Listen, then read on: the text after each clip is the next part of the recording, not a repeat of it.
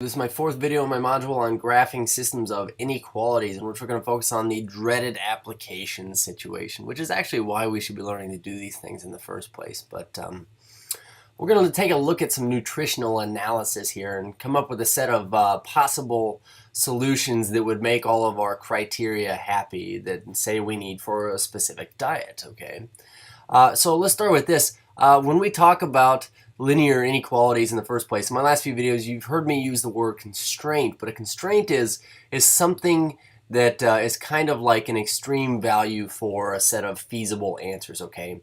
Or it kind of reels in or holds in all of the possible solutions, okay?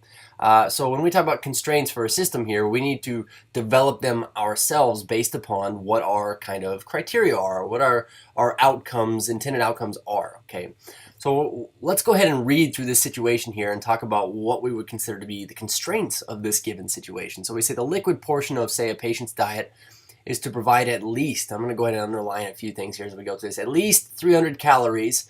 We say 36 units of vitamin A, so at least 36 units of vitamin A, and at least 90 units of vitamin C. We need these things, okay? So we say a cup of dietary drink, we'll call it X, provides 60 calories overall. 12 units of vitamin A and 10 units of vitamin C. We say, yeah, okay, so it's 60 calories, 12 units of vitamin A, and 10 units of vitamin C for every cup of drink X that we have here. And we say every cup of drink Y, it's going to give us 60 calories overall as well, but it gives us only 6 units of vitamin A and 30 units of vitamin C. Okay, so here's what we want to do. We want to write a system of inequalities or constraints based upon these given, intended outcomes that would describe how many cups of each drink should be consumed each day to meet or exceed the minimum daily requirements for calories and vitamins, okay?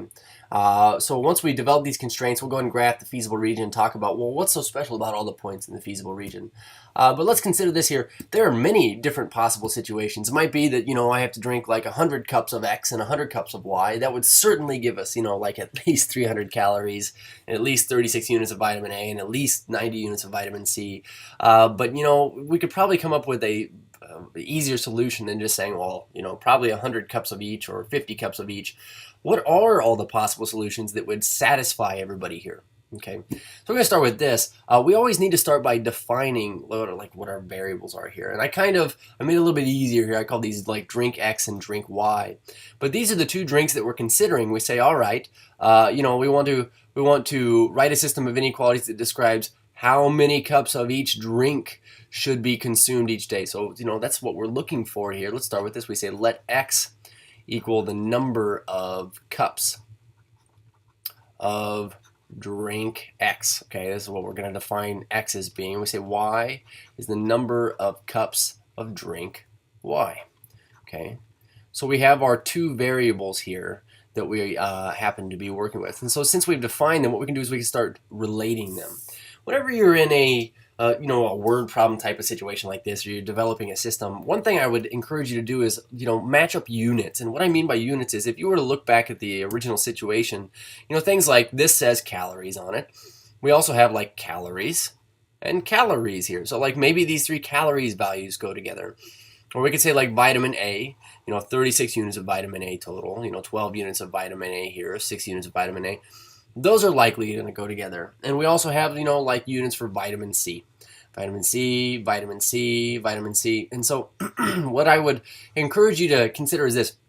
When we write these things out, you typically have like a totals number, and then you have like, per cup of each, number here in this instance. So when I read this, I say the liquid portion of a patient's diet is to provide at least, 300 calories. We can write a constraint for this. And keep in mind this says at least, okay? When we think at least, what we're going to do is we're going to interpret this as greater than or equal to. If we said at most, it would be less than or equal to.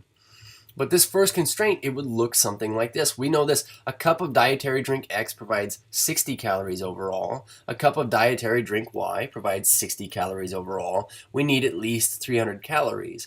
So our constraint would look a lot like this. We say, well, if I get 60 calories times however many cups of X I have, plus 60 calories times however many cups of y I have. This needs to be at least as big as or greater than or equal to the 300 calories that we have as a requirement. Okay, so what this does is it represents all of the things that would satisfy the requirement that if I have 60 for each number of cups of each here, we'd have at least 300 calories for it. Okay, so we say, well, I've used my calories values up here. Let's talk about vitamin A.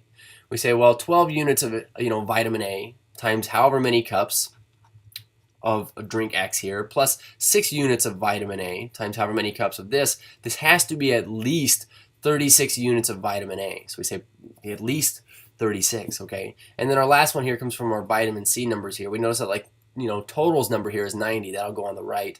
But we say, all right, we need at least 90 units of vitamin C, so greater than or equal to 90 units of vitamin C. And we know this from reading this. We get 10 for every cup of drink X, and we have 30 for every cup of drink Y.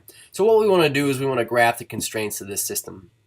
Before we do so, I want to throw one quick factor out here, and it's this. You notice that I've only included quadrant 1 up here. And this isn't not necessarily the case for all application type of situations, but in terms of what constraints must be considered as something that we want to put in this situation, we also want to say this, y is greater than or equal to 0 and x is greater than or equal to 0. And basically what this says is we're not going to have any negative values. Everything is going to be non-negative. We aren't going to drink negative cups of x and negative cups of y.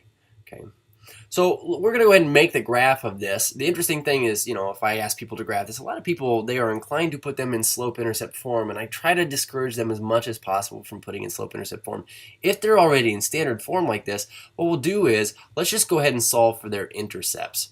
And so I tend to write my intercepts off on the right. You may write them wherever you like, but I will go ahead and label this. These are going to be the intercepts for each graph. So we've graphed systems of inequalities before. We know we could graph linear inequalities just by finding the intercepts and connecting the dots. So that's what we're going to do here, and it'll kind of give us an idea of what kind of scale we want to use on our x and y axes. So for instance, on my first inequality here, first constraint, if I plugged in 0 for x, like here, I get 60y equals 300. Well, this would imply that y equals 5 when x equals 0. And likewise, I'm going to get the same thing for my x-intercept because, these have the same coefficients. The next constraint, however, if we plugged in 0 for x, like here, we get 6y equals 36. This would mean that y equals 6 when x is 0. And when y is 0, I say 0 here, we get 12x equals 36. So our x-intercept is going to be 3. And then our constraint down here, we say, all right, well, if I plugged in 0 for x here, I get 30y equals 90, so y would equal 3 when x equals 0. And when y equals 0 down here, I would get x equals 9. We get 9. So we're going to go ahead and put all of these on here, graph them, and also label them very carefully. So all of our constraints. Start with the easy two here. We say x greater than or equal to 0, y greater than or equal to 0. We might as well start with those two, for example. And so we say these are the constraints right here. We say x is greater than or equal to 0 is this solid constraint right here. We say, all right, so we get x equals 0 here. We'll go back and shade it later. And we say y equals 0.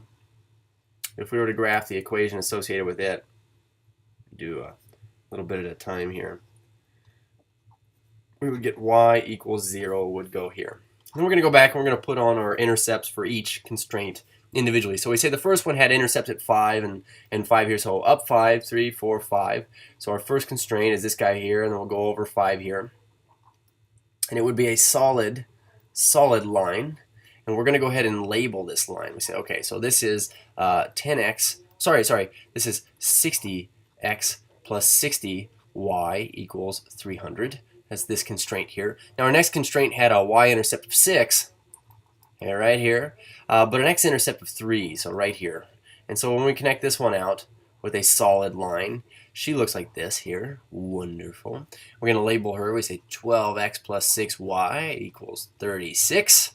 And then last but not least, we're going to go ahead and draw on the intercepts on this one here. So we say it had a y-intercept of up 3, and then over 9 on our x-axis here. And so you got to understand that I'm doing all of this, by hand. And of course, if I had done this on actual paper, not digitally, I would be, of course, let's say 10x plus 30y equals 90.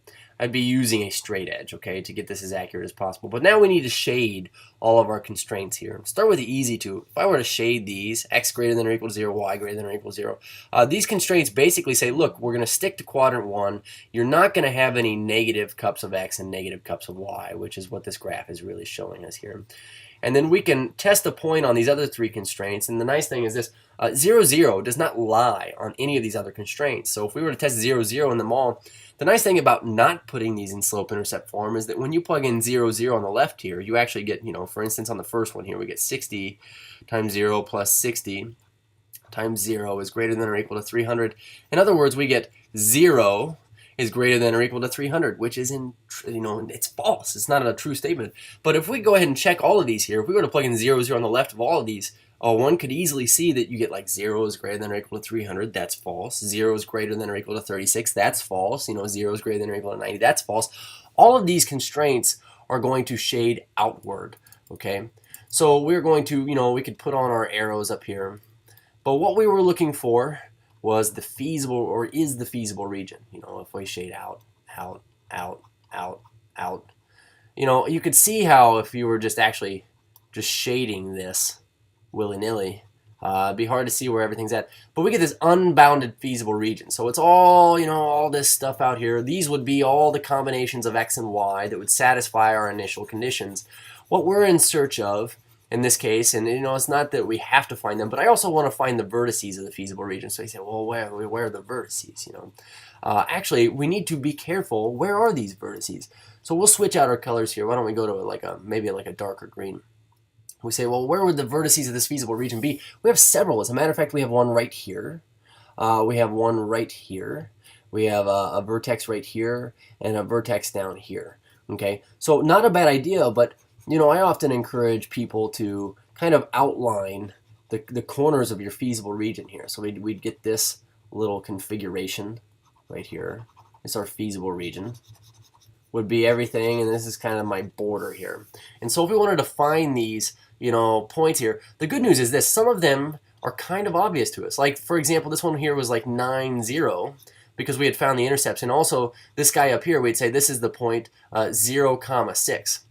We knew this from the the intercepts over here. But we said, well, okay, so what's this point here, and what's this point here? And notice I didn't do this with a straight edge. So in order to find these common vertices here, what we'll do is we'll solve systems of equations to find out what these are. I mean, because of course, if I had say this vertex here, it is the vertex that is formed by the intersection of this constraint and this constraint. So the beautiful thing about labeling both of these in the first place was, hey, you know what? Now I can go solve a system with them. We had 12x plus 6y equals 36, and that intersected with this 60x plus 60y equals 300. And if we were going to solve this, perhaps we could do like elimination method. We could take the top equation times a negative 10.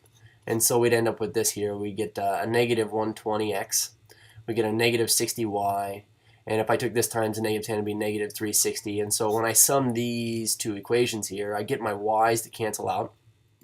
I'm left with negative 60x's, and this equals a negative 60. So what this would mean is x is 1. And by the way, when x is 1, we could reinsert this back into one of the original equations. Perhaps, 12 times x plus 6 times y equals 36.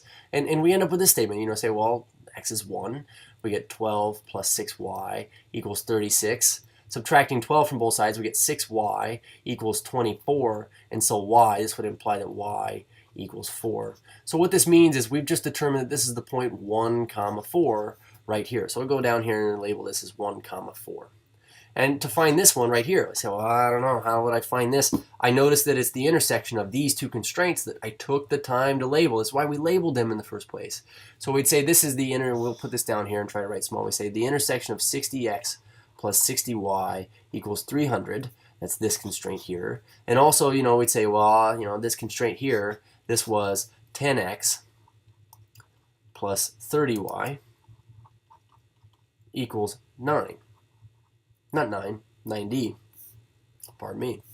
So we'd say, all right, again, elimination method here. What if we were to scale this by a negative 2 in the bottom equation here?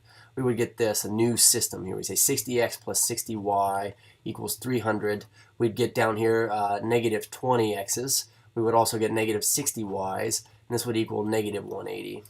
Okay, so summing these, we get our y's to cancel again. We get 40 x's, and this would be equal to 120. So this implies that x equals 3. And if we know x equals 3, plugging this back in to say, this equation here, we get 10 times 3 plus 30 y's equals 90. So we end up with 30 plus 30y equals 90. If we were to subtract 30 from the 90 there, we get 30y equals 60, and so this implies that y equals 2. And so this must be the point here, 3 for my x, 2 for my y. And of course it looks like it certainly is that point. It's just that I drew it by hand and it wasn't perfect. So we're looking for setting up the system, define variables, set up the system, graph it, shade it, find the vertices. But what this does is it represents all the possible solutions that would satisfy the parameters that we laid out in the first place. Cheers.